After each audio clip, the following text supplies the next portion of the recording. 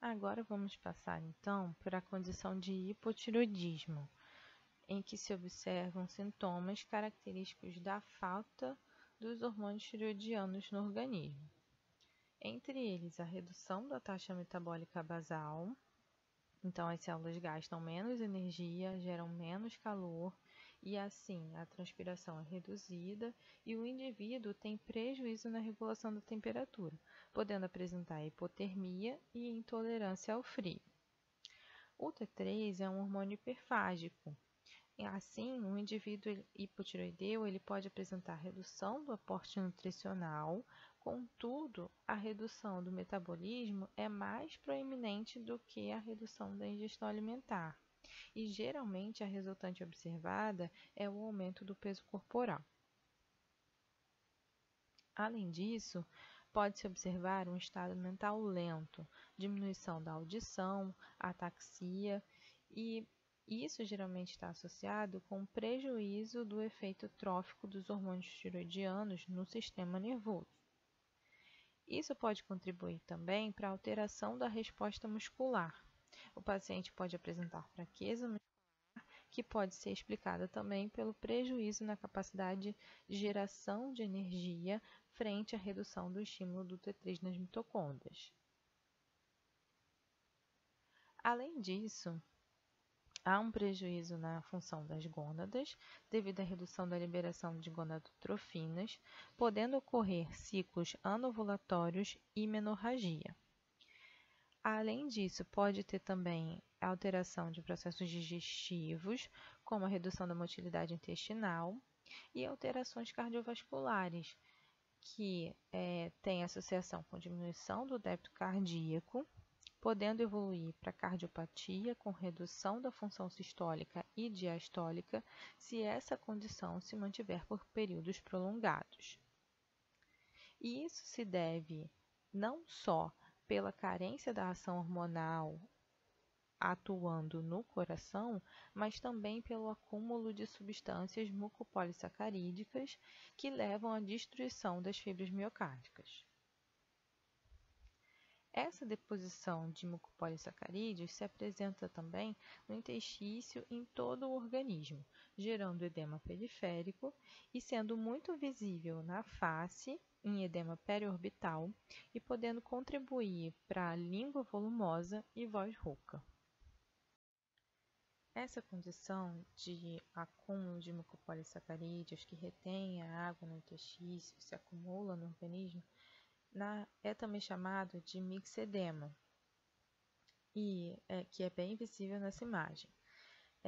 Em alguns casos, o hipotireoidismo ele pode se agravar, especialmente pela presença de infecções ou acidente vascular, que levam a casos mais graves, que observa-se bradicardia, hipoventilação alveolar devido ao acometimento dos músculos respiratórios, hipotermia e obnubilação grave, podendo evoluir para a condição de coma, na qual 100% dos pacientes vão a óbito se não forem tratados a tempo. Outro ponto muito importante sobre o hipotireoidismo são os casos congênitos, em que são acompanhados de redução da concentração sérica dos hormônios tireoidianos ao nascimento. O exame do pezinho, entre outras coisas, investiga sobre a função tireoidiana. E por que isso é tão importante nessa etapa da vida? Porque o hormônio tireoidiano tem ações no desenvolvimento do sistema nervoso justamente nessa etapa. O T3 é essencial para a multiplicação celular, desenvolvimento dos axônios e das sinapses no sistema nervoso central, bem como para a mielinização dos axônios, e isso acontece durante o desenvolvimento embrionário e neonatal. Durante a gestação, o feto recebe os hormônios da mãe e começa a produzir os seus próprios hormônios tireoidianos. Se ao nascimento não houver capacidade de produzir esses hormônios, eles devem ser repostos nas 2 a 4 primeiras semanas de vida, para que não haja um déficit neurológico irreversível. Se não houver o tratamento, esse déficit acontece e a condição é chamada de cretinismo. Além do prejuízo neurológico, os indivíduos com cretinismo apresentam alterações no desenvolvimento ósseo e no crescimento. Mais especificamente, a redução do crescimento linear dos ossos, da ossificação endocondral e do amadurecimento epifisário.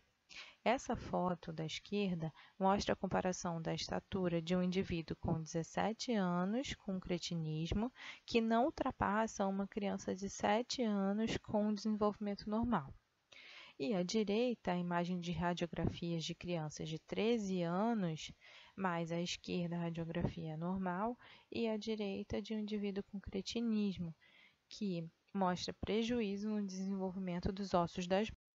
Isso pode ser explicado tanto por uma falta da ação do hormônio tiroidiano diretamente nas células ósseas, mas também por uma falta de ação potencializadora ao estímulo da secreção do hormônio do crescimento GH.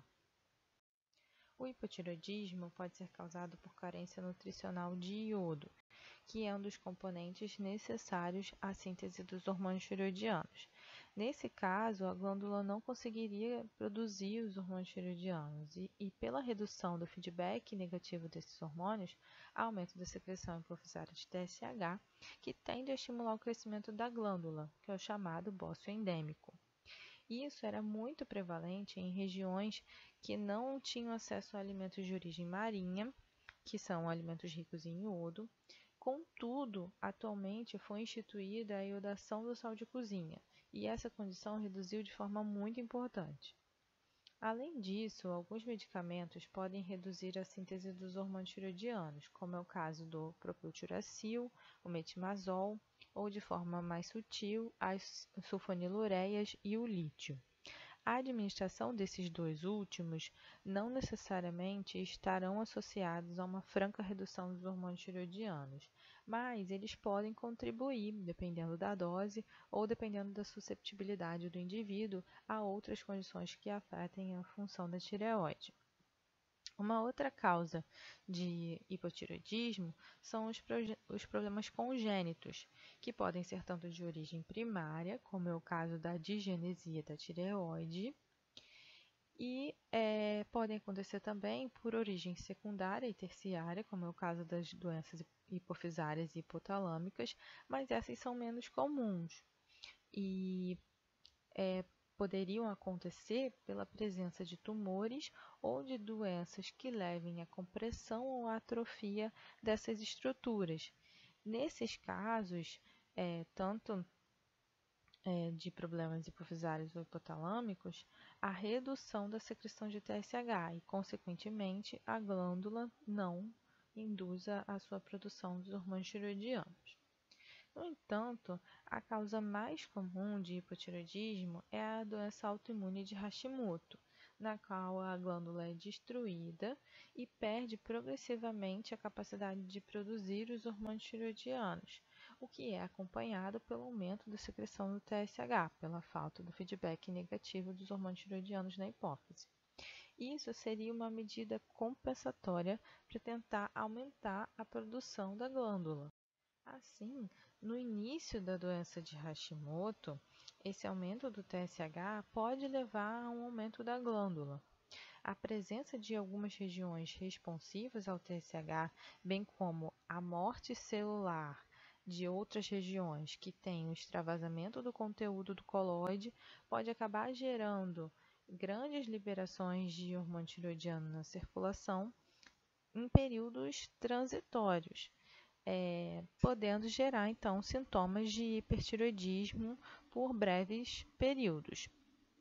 O quadro conta com a presença de infiltrado de células imunes na tireoide, produção de anticorpos contra proteínas da tireoide, sendo os casos mais comuns os anti-TPO e anti-tireoglobulina, e conforme a progressão da doença, a glândula sofre atrofia com um aumento de tecido fibroso entre os folículos remanescentes.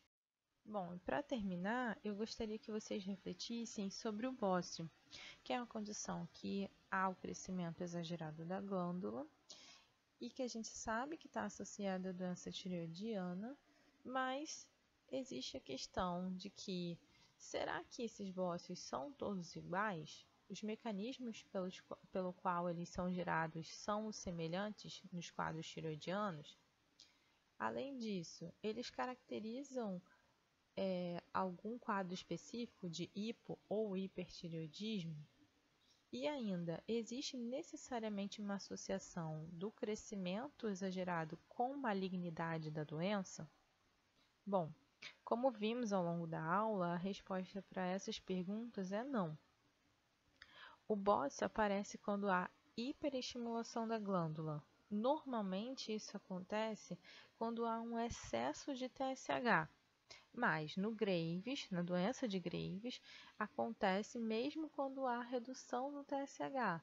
Nesse caso, especificamente, a gente tem uma outra molécula que são os anticorpos contra o receptor do TSH, chamados de TSI, que fazem essa hiperestimulação da glândula.